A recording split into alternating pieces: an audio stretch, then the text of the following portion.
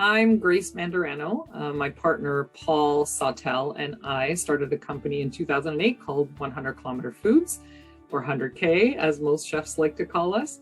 We are a local food distribution company, so we aggregate product from over 100 farms in Ontario and a few across Canada.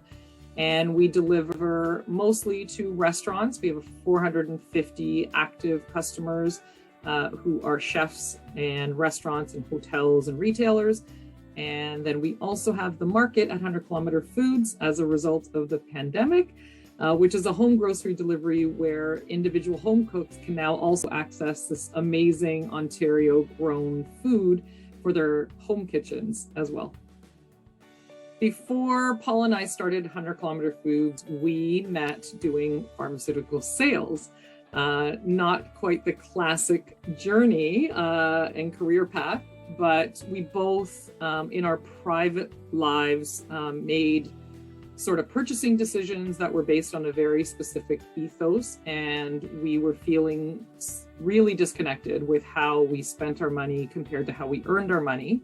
And in 2007, we quit our jobs, traveled for 7 months, and left with a kind of a germ of an idea where we had lived in a bunch of different neighborhoods in Toronto, and every time we moved, we would suss out the local organic butcher or fair trade coffee shop, etc. And so our original idea was that we would link all of these like-minded businesses with a delivery service. When we came back to Toronto, we attended a panel discussion called The Politics of Local Food. And on the panel were chefs and farmers who wanted to work together. Chefs wanted to access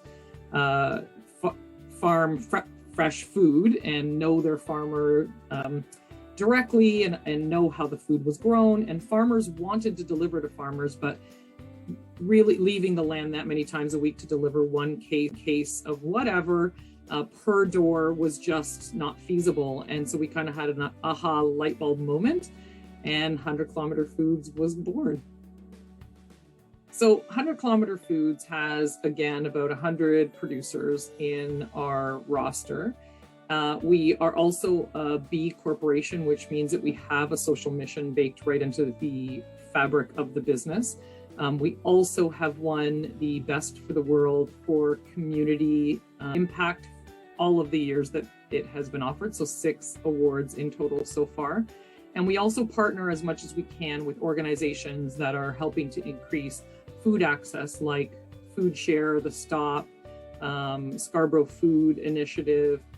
And we also partner with the New Farm in Creemore, which started an organization called Farms for Change, where they fundraise personally for us to be able to bring the same food that they grow that go into some of the top kitchens, restaurant kitchens in the city, also go into the Stop Food Community Center. And that model has now been replicated for Food Centers Canada right across the country. So we're always looking for those kinds of opportunities to increase access to really great locally grown food.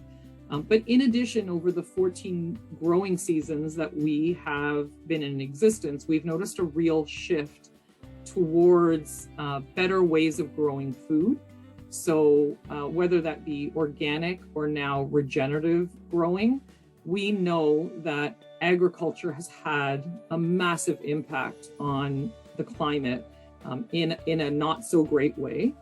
But the really heartening thing, and the thing that really, for me, gives me visceral hope, is that it also has a massive opportunity to change that quite literally overnight. Every time we've had our customers visit a farm, the appreciation that, cooks in kitchens suddenly have for the amount of work that goes into food before it gets into your hands is incredible. And the amount of money that is spent before that crop is even harvested would make your stomach turn. Farming is not for the faint of heart.